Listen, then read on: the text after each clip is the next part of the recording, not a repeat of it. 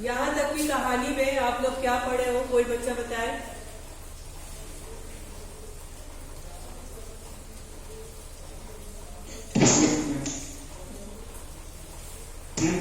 पानी की बूंद जब उस आदमी के ऊपर गिरती है तो वो अपनी बारे में बताती है कि पहले मैं ऑक्सीजन मेरे पूर्वज और हाइड्रोजन पूर्वज के, और उसके बाद में मैं हुई और मैं समुद्र के ऊपर थी, उसके ऊपर घूम रही थी। उसके बाद वो पानी गहराई में जाने, अच्छा, पानी ये बताओ ये आप कि जो ये बूंद है ओस की बूंदें हुई या फिर बूंद हुआ, ये बनता कैसे है? मैम इवोपोरेशन से। डिटेल में बताओ। वाटर साइकिल से मैम। हाँ, तो कैसे, पहले डिटेल में बताइए कि कैसे वहाँ पे गर्म फिर से भाप बन के ये ऊपर जाता है, फिर वहां से बारिश की बूंदों के रूप में नीचे आता है ना? ऐसे ही होता है ना कुछ? Yes, हाँ, तो देखो यहाँ पे लिखा है कि मैं और गहराई की खोज में किनारों से दूर गई तो मैंने एक ऐसी वस्तु देखी कि मैं चौंक पड़ी। बूंद कहती है कि मैं गहराई की खोज में, कि कितना और गहरा हो सकता है, इसकी खोज में किनारों से थोड़ा सा दूर गई और मैंने एक ऐसी वस्तु देखी और देख करके मैं चौंक गई, आश्चर्यचकित हो गई। जब कभी कोई चीज आप ऐसी देखते हो जो आपने कभी देखी नहीं हो या फिर कल्पना भी ना की हो और अचानक आपके सामने जब पड़ता है तो आप भी क्या करते हैं? चौंक जाते हैं। ठीक यही स्थिति उस बूंद के साथ भी हुआ। जैसे उसने देखा वो चौंक गई। अब तक समुद्र में अंधेरा था। उसने कहा कि अब तक समुद्र में अंधेरा था, सूर्य का प्रकाश कुछ ही भीतर तक पहुंच पाता था और बल लगाकर देखने के कारण मेरे नेत्र दुखने लगे। देखो, अब तक समुद्र में अंधेरा था और सूर्य का प्रकाश जैसे ही, आपने देखा होगा कि जब सूर्य की किरणें पानी के अंदर, समुद्र के अंदर या नदी के अंदर जब जाती हैं तो उसकी कलर भी बदल जाता है और अंदर तक वो दिखाई देता है। आपने देखा है? ऐसा कभी देखा है कि नहीं? कभी भी समुद्र के ऊपर या नदियों पे या पानी के ऊपर प्रकाश की किरणें पड़ते हुए देखे हो? Yes ma'am. तो कैसा दिखाई देता है? चमकता है, चमकता रहता है। तो वो कह रही है कि जैसे सूर्य का प्रकाश कुछ भीतर तक पहुंच पाता और बल लगाकर, यानी टकटकी लगाकर के ध्यान से, यहाँ पर जो बल लगाकर है यानी ताकत लगा के बात नहीं है, आंख को हम ताकत लगाकर नहीं देख सकते। कैसे देखेंगे? ध्यान पूर्वक। तो वो बूंद कहती है कि मैं ध्यान लगा करके, बल लगा करके देखने के कारण मेरे नेत्र क्या हो गए? दुखने लगे। वो कहते हैं कि जैसे मैंने देखा कि सूर्य का प्रकाश जो है कुछ ही भीतर तक पहुंचा था, है ना, और उसके पहले समुद्र में अंधेरा था, है ना, और बाद में वहां का नजारा ही बदल गया और इस चीज को देखकर वो आश्चर्यचकित हुई और फिर उसने ध्यान से एकदम अपना ध्यान केंद्रित करके देखा और देखने के कारण वो कहती है कि मैं इतने ध्यान से देखने लगी कि मेरे नेत्र ही दुखने लगे। मैं सोच रही थी कि यहाँ पर जीवों को कैसे दिखाई पड़ता होगा। वो कह रही कि मैं ऐसा देख रही थी और मुझे लग रहा था कि इतना अंधेरा है तो यहाँ पर जीवों को, पानी के अंदर जीव होते हैं या नहीं होते? होते हैं। कौन कौन से होते हैं? मछलियाँ होती हैं, ऑक्टोपस, हाँ, शार्क, हाँ, स्नेल होता है, शैल होता है, बहुत सारी है, और कुछ पौधे भी होते हैं। पौधे कौन कौन से होते हैं?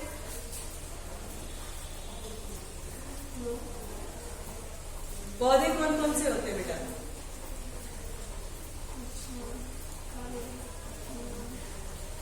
आज सर्च करना कि पानी के अंदर कौन कौन से जीव और कौन कौन से पौधे पाए जाते हैं। हिंदी में एक पौधा होता है घटपर्णी पौधा, वो भी पानी के अंदर पाया जाता है। ठीक, देखो, कहते हैं कि बल लगाकर देखने के कारण मेरे नेत्र दुखने लगे थे। मैं सोच रही थी कि यहाँ पर जीवों को कैसे दिखाई पड़ता होगा कि सामने ऐसा जीव दिखाई पड़ा मानो कोई लालटेन लिए घूम रहा। कह रही कि मैं अभी सोच ही रही थी कि यहाँ पर जीवों को कैसे दिखाई पड़ता होगा, तो तुरंत उसके सामने से एक ऐसा जीव दिखाई दिया मानो लालटेन लेकर के घूम रहा है। कौन सा ऐसा जीव है जिसमें लाइट जलती है?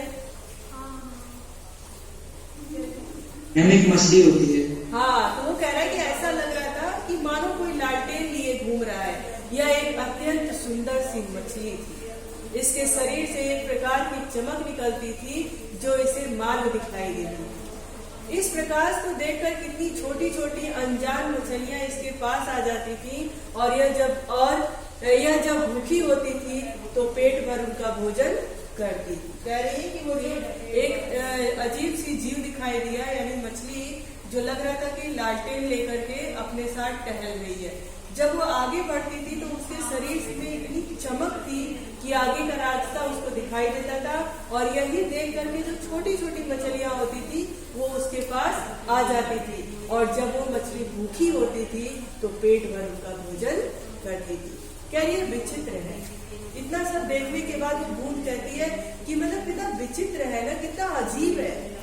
जब मैं और नीचे समुद्र की गहरी तह में पहुंची तो देखा कि वहां भी जंगल है। आपने अमेज़न में देखा होगा ना, ये ऐप अमेज़न नहीं है ना, उसमें देखा होगा ना आपने, डिस्कवरी वगैरह में देखा होगा कि कैसे समुद्र के नीचे भी जंगल है। देखा है? तो वही वो कह रही थी, जब मैं और नीचे समुद्र की गहरी तह में पहुंची तो देखा कि वहां भी जंगल है। छोटे ठिंगने यानी नाटे कट के, है ना, छोटे ठिंगने मोटे पतले वाले पेड़ बहुतायत से उगे हुए थे। यहाँ पर बहुतायत का मतलब होता है बहुत भारी मात्रा में, यानी ढेर सारा उगे हुए हैं। वहां पर पहाड़ियां हैं और पानी के अंदर उनको पहाड़ियां भी दिखी, घाटियां हैं। इन पहाड़ियों की गुफाओं में नाना प्रकार के, नाना मतलब क्या होता है? अलग अलग प्रकार के। हाँ, नाना प्रकार मतलब अनेक प्रकार के, नाना मतलब होता है अनेक प्रकार के जीव रहते हैं जो निपट अंधे तथा महा आलसी होते हैं। निपट अंधा मतलब निपट मतलब तो पता है, निपट नहीं पता। निपट मतलब होता है ना एकदम अंधा। तो हम लोग कहते हैं ना कभी कभी एकदम निपटे मूर्ख हो क्या, यानी एकदम मूर्ख हो क्या, तो उसी तरह से निपट अंधा तथा महा आलसी। वो बूंद कहती है कि उन पहाड़ियों की गुफाओं में अनेक प्रकार के जीव रहते हैं, उसमें से तो कुछ एकदम निपट अंधे, एकदम आंख बिल्कुल दिखाई नहीं देता, और कुछ महा आलसी है। यह सब देखने में मुझे कई वर्ष लगे। बूंद कहती है कि यह सब देखने के लिए मुझे कई वर्ष लगे। जी में आया कि ऊपर लौट चले, परंतु प्रयत्न करने पर जान पड़ा कि यह असंभव है। मेरे ऊपर पानी की कोई 3 मील मोटी तार थी। मैं भूमि में घुस कर जान बचाने की चेष्टा करने लगी। बूंद ने कहा कि यह सब देखते देखते मुझे कई वर्ष लग गए। मुझे लगा कि मुझे ऊपर चले जाना चाहिए और उसने प्रयत्न किया। तो जब प्रयत्न किया ऊपर जाने का तो उसको पता चला कि अब यह असंभव है।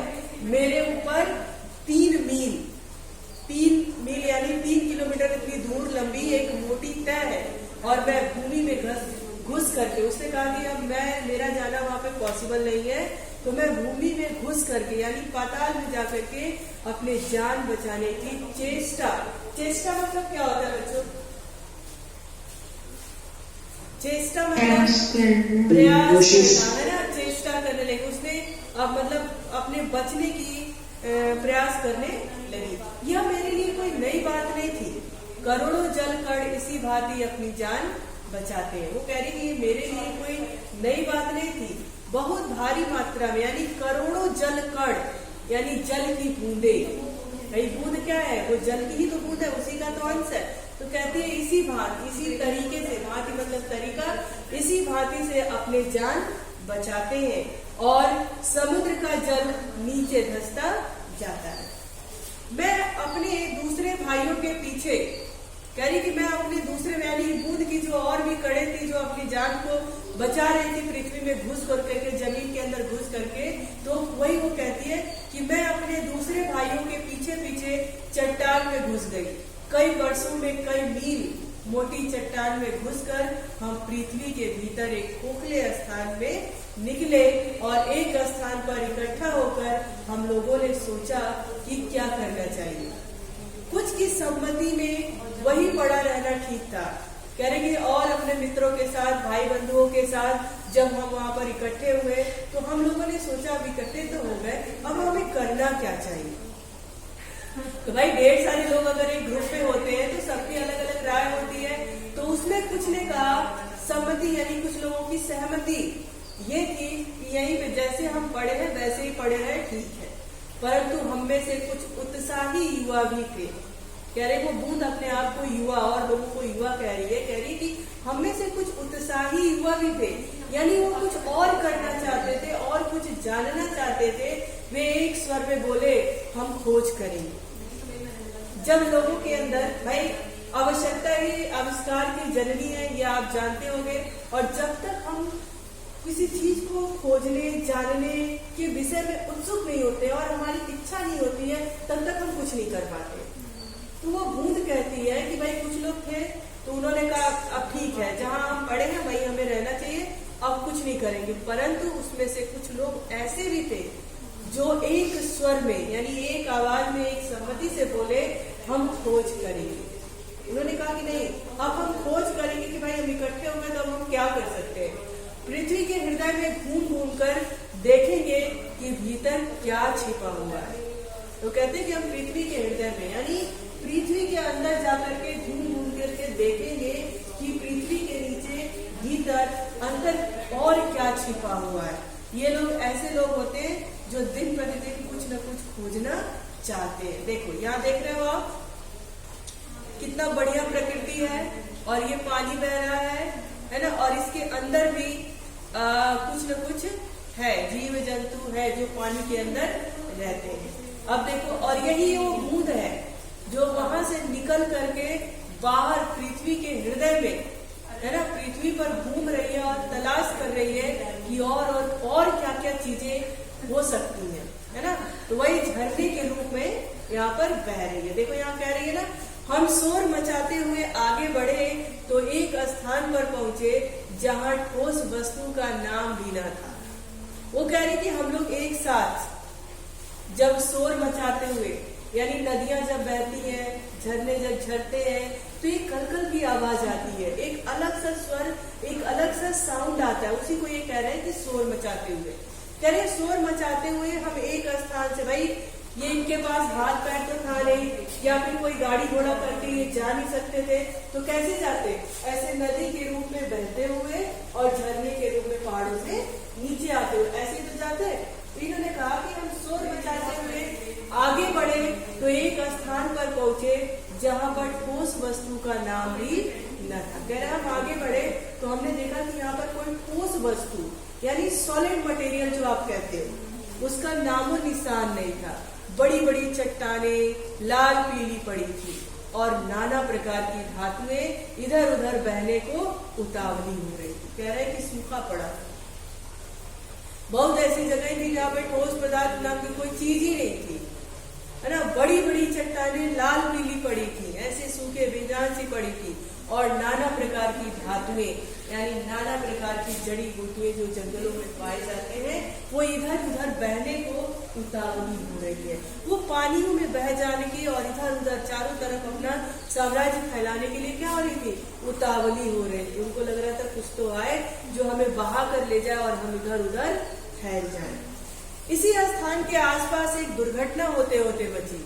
हम लोग अपनी इस खोज में इतने प्रसन्न थे कि अंधाधुंध बिना मार्ग देखे बढ़े जाते थे। इससे अचानक एक ऐसी जगह जा पहुंचे जहां तापक्रम बहुत ऊंचा था। यह हमारे लिए असह्य था। कह रहे तापक्रम बहुत ऊंचा था। इससे आप क्या समझते हो बच्चों? पानी ऐसा टेम्परेचर, हाँ, वो कह रही कि टेम्परेचर इतना ज्यादा था। अब बताओ अगर उस तापमान में वो पानी की बूंद पहुंचती तो वो क्या होती? भाप बन के बोलिए उड़ जाती। इसलिए वो कह रही है कि अंधाधुंध हम मतलब आगे बहते जा रहे थे, बढ़ते जा रहे थे और इतने प्रसन्न थे कुछ न कुछ खोजने के उसमें कि अंधाधुंध यानी बिना देखे बिना मार्ग को देखे हम बढ़े जा रहे थे। और इससे अचानक एक ऐसी जगह जा पहुंचे जहाँ तापक्रम बहुत ऊंचा था, जहाँ पे टेम्परेचर बहुत ऊपर था।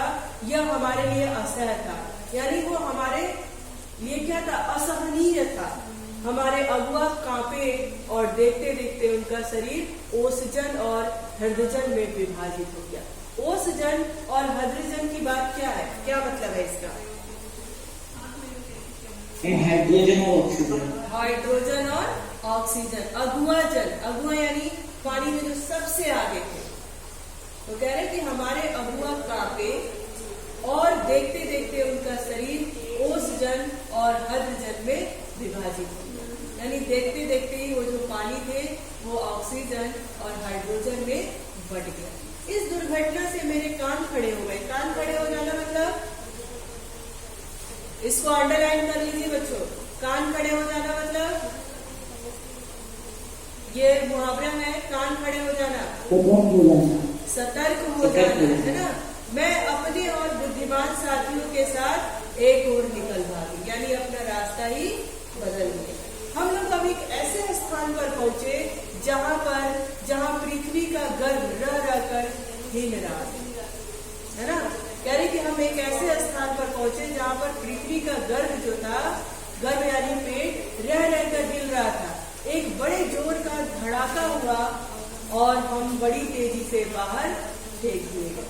हम ऊंचे आकाश में उड़ चले, माने भाप बन के उड़ गए। इस दुर्घटना से हम चौंक पड़े थे।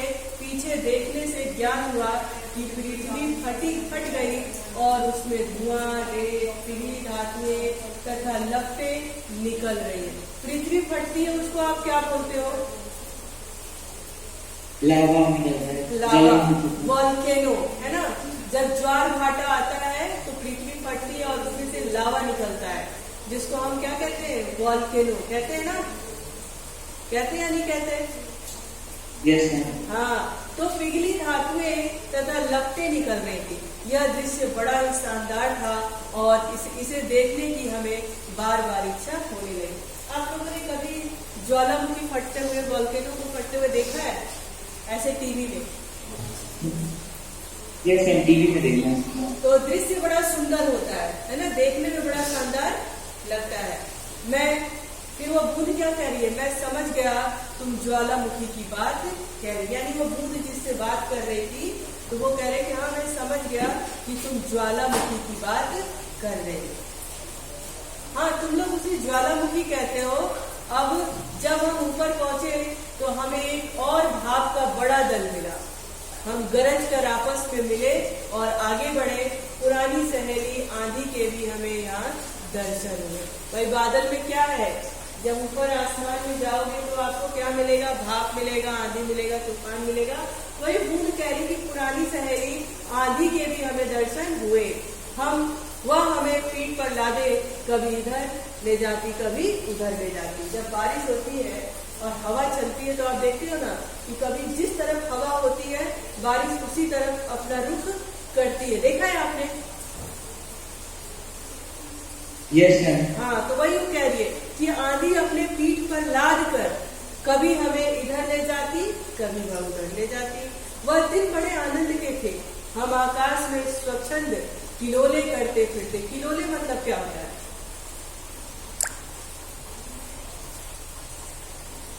बताइए, किलोले मतलब क्या होता है?